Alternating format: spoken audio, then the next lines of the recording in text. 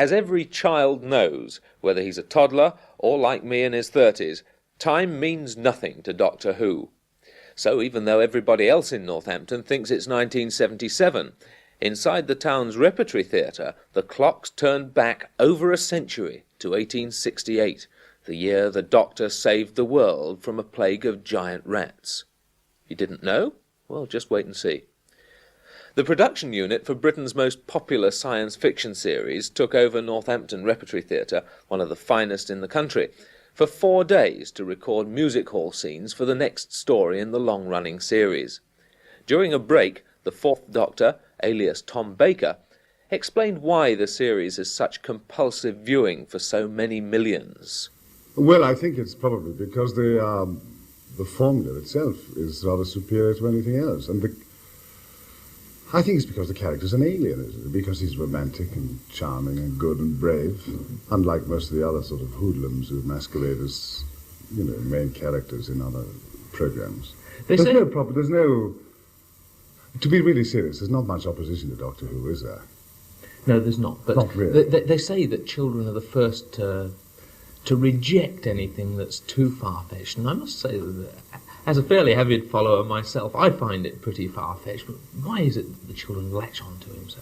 Well, I think it's probably skillfully far-fetched. I don't think there's any limit to how far-fetched a thing can be, as long as it's done with conviction. No, I really don't. What attracted you to the role? The wages. I was out of work. But I had always liked it, and I'd done some other science, fantasy before. I did The Golden Voyage of Sinbad. That's how I got this job. It's the best job on television, I think. Well, it's infinitely superior to all those other, heroes.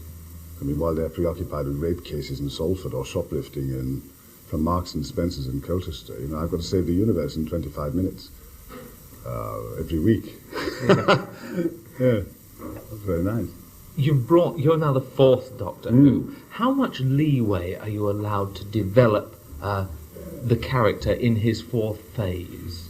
Well, a lot of leeway in terms of inventiveness, but because it's not really an acting part, you see, in the sense that the character is very severely limited in how he can develop.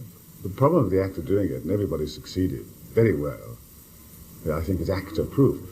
The character can never really dramatically develop. He'll never suddenly become unkind or cruel or murderous or avaricious or power-conscious, because he's not like that. That's fixed in the history of the programme. To what extent are you a children's person? Well, it's not really for me to say that. I'd like to think I was.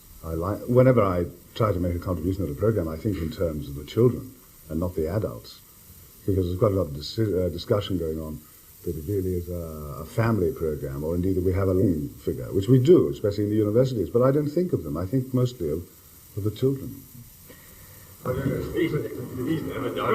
For those of you who want to see the finished result, it'll be on the screen either late next month or early in March.